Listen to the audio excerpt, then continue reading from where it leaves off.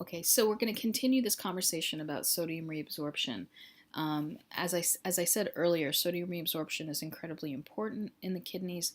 We dedicate a lot of energy for sodium reabsorption because as sodium is reabsorbed, it allows for us to do many other things. We talked about, most critically in the last section in chapter 3, we talked about sodium reabsorption being coupled to the active reabsorption of glucose, amino acids, and water soluble vitamins. Right? So, in this next part, we're going to talk about how sodium reabsorption is coupled to water reabsorption. And this is extremely important because water reabsorption is, as you saw earlier, about 99% of the water that gets filtered, we retain, we reabsorb it and keep it in the body. It goes back to the blood. Now, if that were not happening, we would very quickly dehydrate. Now, for water to be reabsorbed in the kidneys, water reabsorption is always passive. Okay? Water is always reabsorbed. Anywhere it's reabsorbed via osmosis. And in order for water to be reabsorbed through osmosis, there must be an osmotic gradient. Okay? And sodium is almost always providing that osmotic gradient for water reabsorption. So the movement of sodium is always precedes the movement of water. Okay? So there's this adage in the kidneys in renal function: water always follows sodium. Okay? So wherever sodium moves, if water can move, it will also follow. So 80% of the water reabsorbed is going to be reabsorbed at the proximal tubule. Okay, so that proximal tubule, that first portion of the nephron after the Bowman's capsule, is where we're reabsorbing the lion's share of the water. And this happens through really two mechanisms for water reabsorption. There's something called the paracellular root, meaning water is moving in between epithelial cells, and there's the transcellular root, meaning it's moving through epithelial cells. So the paracellular root means that water moves in between epithelial cells. And you might be recalling that I said that epithelial cells in the kidneys have tight junctions that don't allow things to go in between. Now that's true. However, in certain parts of the nephron, these tight junctions are a little bit leaky. Right? And the area with the leakiest tight junctions is the proximal tubule. Right? So the paracellular root means that in places like the proximal tubule, where these tight junctions are a little leaky, sodium manages to move through. Water manages to move through. Now, if you recall, I told you that the general pattern for sodium reabsorption is that sodium crosses the luminal membrane somehow, right? And then it crosses the basolateral membrane through the pumps. Now, the lateral membrane of these epithelial cells are very closely opposed. In fact, the space that's shown here as the lateral space, meaning the space in between epithelial cells, it's actually greatly exaggerated. It's actually much smaller than it is even in this slide. So, and these lateral membranes are densely lined with ATP pumps. So sodium is constantly pumped into these small spaces, creating these small areas of very high osmolarity. So as sodium gets reabsorbed and starts to fill these lateral spaces, it creates a very strong osmotic gradient that moves water into the interstitial fluid and into the capillaries. So this passive reabsorption of water, paracellular movement, secondary to sodium reabsorption, is an incredibly important mechanism for water reabsorption, especially in the proximal tubule. Okay. Water is also moving through a transcellular route. So not just in between cells, water moves through cells. Now, the osmotic gradient in this case is going to be the difference in osmolarity that you see in the inside of the lumen versus the interstitial space. Okay? So the osmotic gradient, water always moves from an area of low osmolarity to an area of high osmolarity. Okay? And this difference in osmolarity is created by the movement, the reabsorption of sodium. Okay? When sodium is reabsorbed and it starts to occupy this interstitial space, it elevates the osmolarity and it causes the water to move. Okay? When water wants to move through the transcellular route, it needs aquaporins. Now, aquaporins were these water channels. Okay? Now, aquaporins must be located both in the luminal membrane and in the basolateral membrane. Now, I haven't drawn in this slide the basolateral aquaporins because basolateral aquaporins are just always there. You can take it for granted that basolateral aquaporins are available throughout the nephron. But luminal aquaporins, right, aquaporins on the luminal membrane, is only available in certain segments of the nephron. Okay? So they are found in the proximal tubule. Okay? They are found on the ascending loop of Henle. They are found on the ascending loop of Henle. But in the distal tubule and the collecting duct, the story gets a little bit more complicated. Okay? But, I'm sorry, not the ascending, the descending loop of Henle have the luminal aquaporins. The only place where water reabsorption cannot happen, the only place in the nephron where water reabsorption does not occur is in the ascending loop of Henle. Okay? And it's because the ascending loop of Henle has tight junctions and no luminal aquaporins. Okay?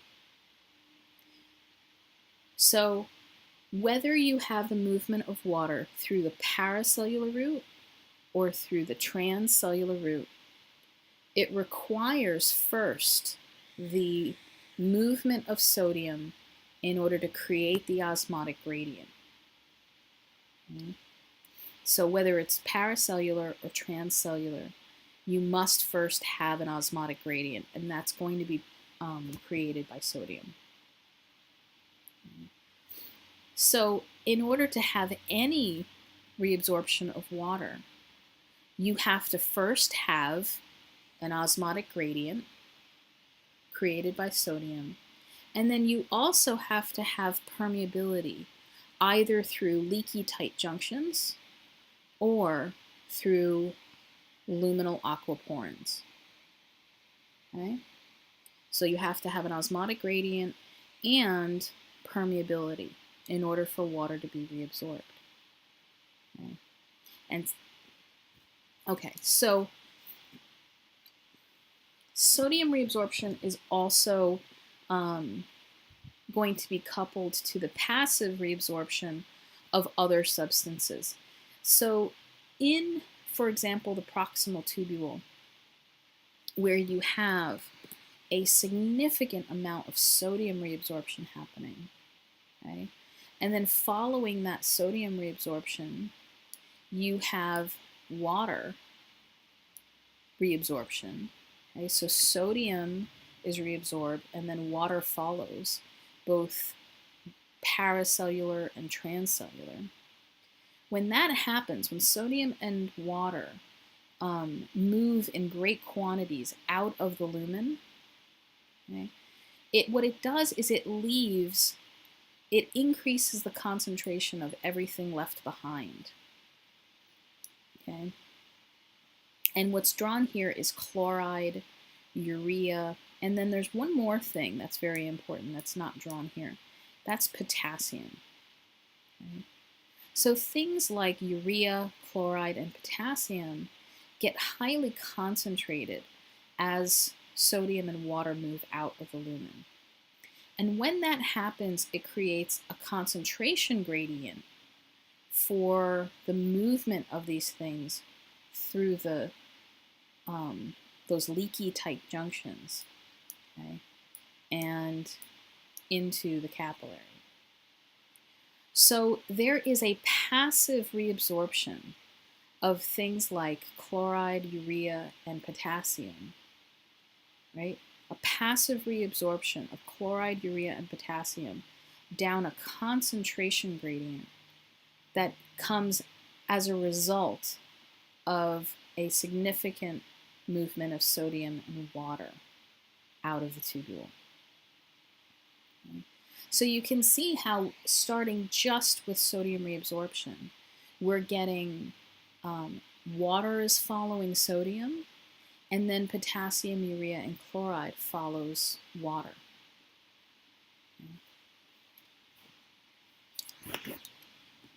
Okay. Other substances that are reabsorbed include things like phosphate and calcium. Now, and we talked about this when we talked about the control of calcium, that the kidneys actually play an active role in regulating the amount of calcium in the body and regulating phosphate. And of course, we care about phosphate because phosphate affects the amount of calcium. So the reabsorption of some substances like calcium and phosphate actually help regulate the plasma levels of those substances. So in this case, the renal threshold for these substances are set to equal normal plasma concentration. Okay. So let's say, so in a normal diet, most normal diets, especially in the first world, like our country, pretty high in phosphate. Phosphate's used in many food preparations, especially to preserve foods. So all of that gets filtered. But the renal threshold for phosphate reabsorption is actually set to equal normal plasma phosphate, so that any increase in phosphate results in that phosphate staying in urine and getting excreted. Okay? And the same thing happens with calcium. And then we also talked about in the endocrine system how PTH is used to change how much calcium is reabsorbed by the kidneys, right, to compensate for increases or decreases in calcium. So if you notice, if we talk about two different substances that are reabsorbed in the kidneys, glucose versus phosphate, glucose is not regulated by the kidneys. Plasma glucose is not regulated by the kidneys, but plasma phosphate is regulated by the kidneys. And the difference is basically the value of their renal threshold. For glucose, the renal threshold was too high compared to normal plasma to actually be helpful in regulating normal plasma. But for the case of phosphate, renal threshold equals normal plasma phosphate, so the kidneys can play an active role. So what sorts of things don't get reabsorbed? And essentially, it's waste products. And the notable exception for that is urea. Urea is a product of protein breakdown, but urea contains nitrogen, so it's only about 50% eliminated. We hold on to some urea, and urea can actually be used to form new amino acids. So, but except for urea, all waste products don't get reabsorbed because we want to get rid of them. So things like phenol and creatinine, they're not reabsorbed. And that's true even though they get concentrated, just like chloride and urea. Okay? But they don't get reabsorbed because the tubule is impermeable to these waste products.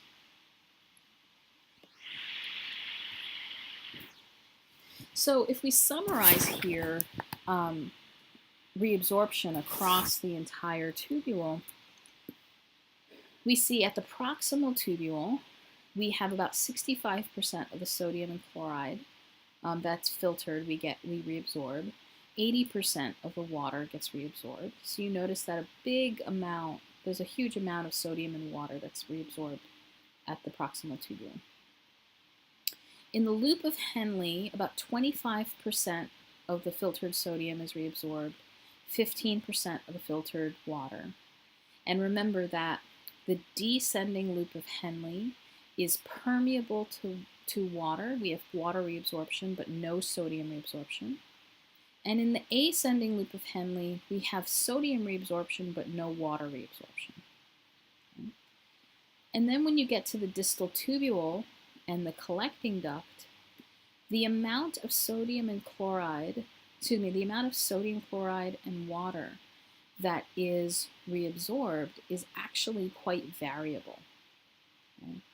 Because sodium and water reabsorption at the distal tubule and the collecting duct are under the influence of two very different hormones that we'll talk more about later. Okay? So sodium and water reabsorption at the distal tubule and the collecting duct are variable and under hormonal control.